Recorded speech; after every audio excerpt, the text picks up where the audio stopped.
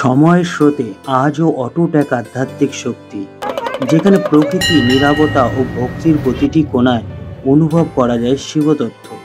এটাই ভূতনাথ তীর্থস্থান। এখানে ভগবান শিব বিরাজ করেন ভূতনাথ রূপে, সকল জীবের প্রভু, ত্যাগ ও মুক্তির চিরন্তন পদপ্রদর্শক। এই যাত্রা কেবল স্থানের নয়, এটি একটি আধ্যাত্মিক অন্বেষণ। চলো অনুভব করি শিবের সান্নিধ্য। নমস্কার বন্ধুরা, আমার আরও একটি ভিডিওতে আপনাদের সকলকে স্বাগত জানাই। আজকে 20 মে, দিনটা হচ্ছে মঙ্গলবার। আজকে আমি যাচ্ছি ভূতনাথ। চলো হয়েছে।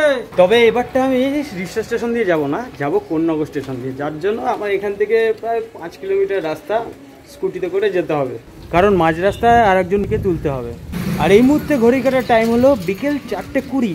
প্রত্যেক মঙ্গলবারে একটা না একটা নতুন জায়গায় ঘুরে বেড়াই, তাই এই মঙ্গলবারটা ঠিক করেছি ভূতনাথে যাব। হ্যালো, কোথায়? রেডি? আচ্ছা ঠিক আছে, আসছি তুলতে। তোমার বাড়ির সামনে যাচ্ছি এখনই। এই সেই মুর বাড়ি, যার বাড়িতে নিতে এসছি। আর এই হচ্ছে আমার রেস্টুরেন্টের নাম, দেখতে পাচ্ছেন। আমার বাড়ি অর্থাৎ রিসরা থেকে 15 কিলোমিটারের মধ্যে যাদের বাড়ি, তারা অবশ্যই এই রেস্টুরেন্ট নাম হলিডে অর্ডার করে খাবার খেয়ে দেখতে পারেন। দারুণ সুস্বাদু খাবার। এর জন্য আলাদা কুক আমি বাইরে থেকে এনেছি। আগে খাওয়ান, তারপরে ফিডব্যাক দেবেন। জোম্যাটো, সুইগি দুটোতেই অ্যাভেলেবেল আছে। কি খবর তোর? এই চিরদি, তোমার সাথে কিন্তু ম্যাচ করছে ভালো। এটা আমারই ছেলে। হ্যাঁ,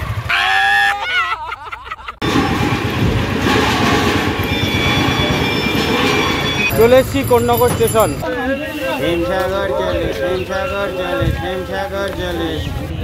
চলে এসছি কোন্নগর স্টেশন। উঠতে হবে ট্রেনে, যেতে হবে হাওড়া। তবে টিকিট আগেই কেটে নিয়েছি ইউটিএস অ্যাপের মাধ্যমে। টিকিট মূল্য বাচ্চা বাচ্চা জানে, 5 রুপিয়া। অনেকক্ষণ ধরে ভাবছিলাম যে চা কোথায় পাওয়া যায়, একটু চা খেলে ভালো হতো। ঠিক মনের মতন চা পেয়ে গেলাম আর মেরে দিলাম টাক।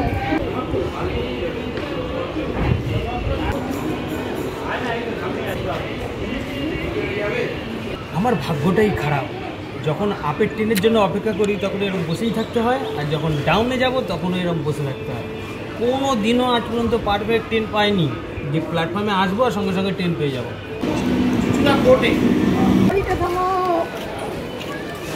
উঠবে নাকি?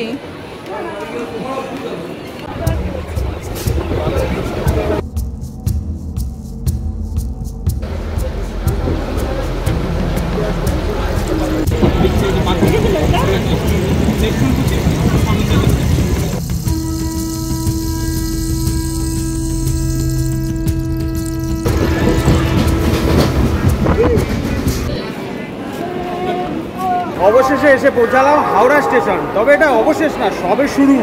এবার ধরতে হবে লঞ্চ।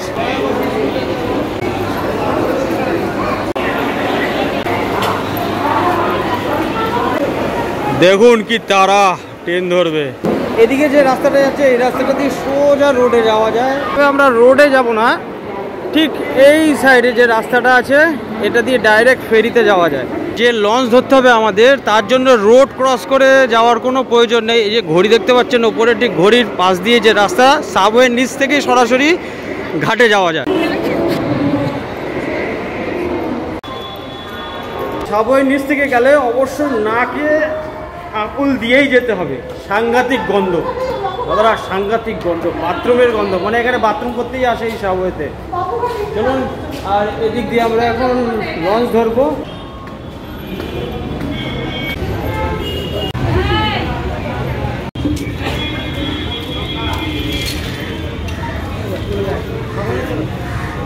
আর এই হচ্ছে আমাদের সান হাওড়া ব্রিজ।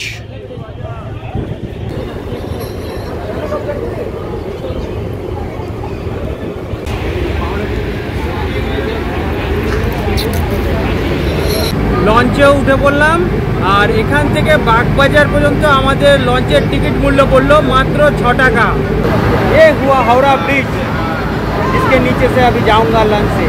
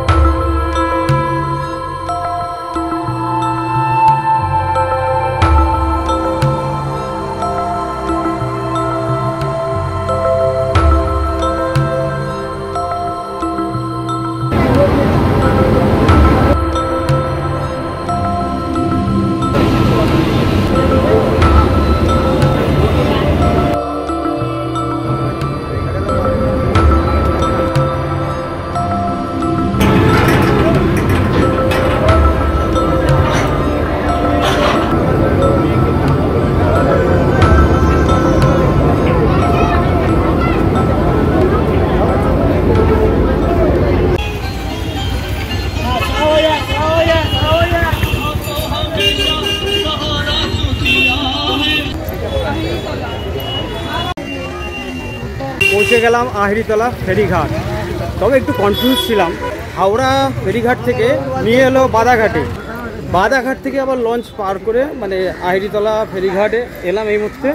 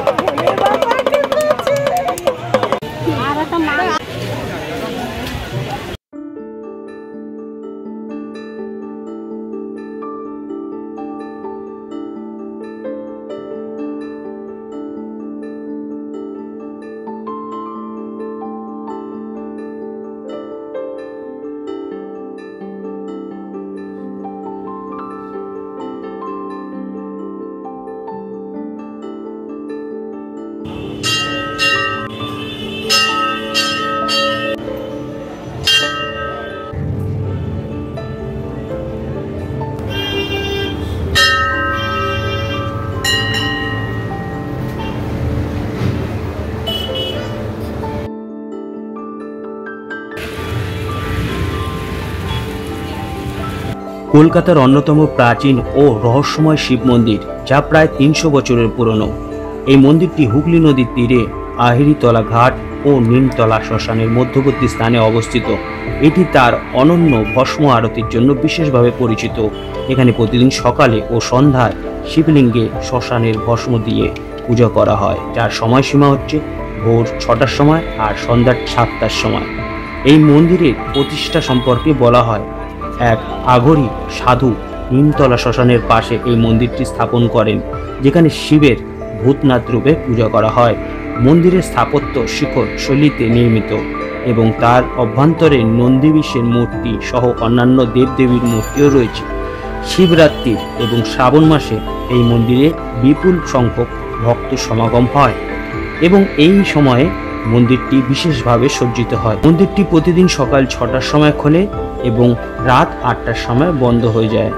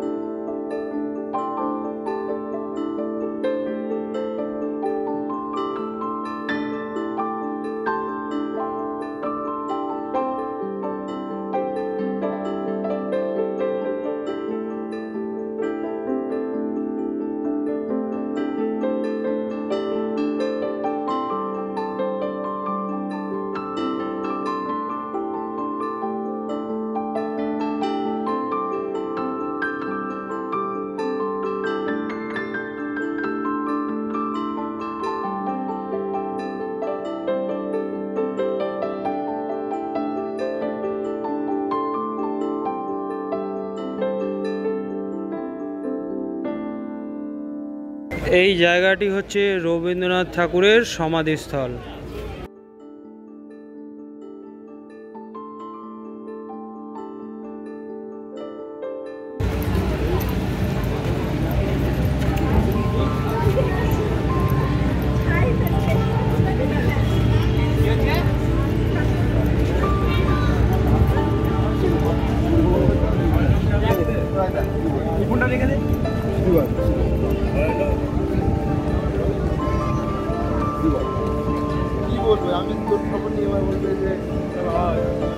ভূতনাথের পাশে রবীন্দ্রনাথ ঠাকুরের সমাধিস্থলের পার্কটি সন্ধ্যা 7টার মধ্যে বন্ধ হয়ে যায়।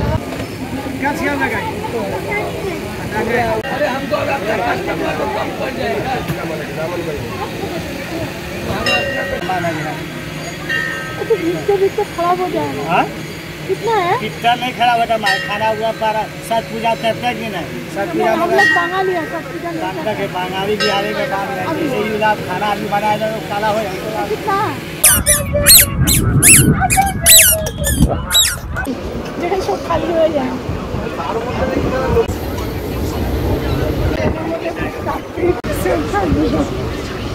ও শান্তি।